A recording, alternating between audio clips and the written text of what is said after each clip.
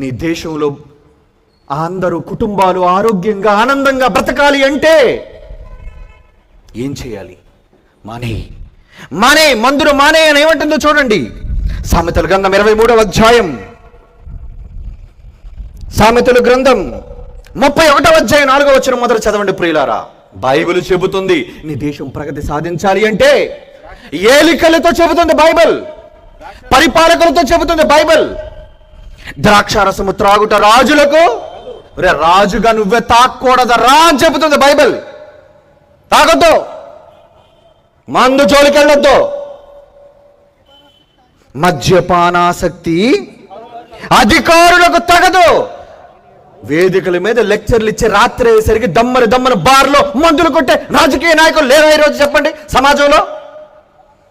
వీళ్ళేం మేలు చేస్తారండి సమాజానికి? వీళ్ళే ఈ దేశాన్ని ప్రగతి బాధ నడిపిస్తారు చెప్పండి? ఒక క్రైస్తవుడిగా, ఆ తదుపరి ఒక భారతీయుడిగా నేను ప్రశ్నిస్తున్నాను. Don't I have a right to ask? Yes, నాకు రైట్ ఉంది, అడిగే హక్కు.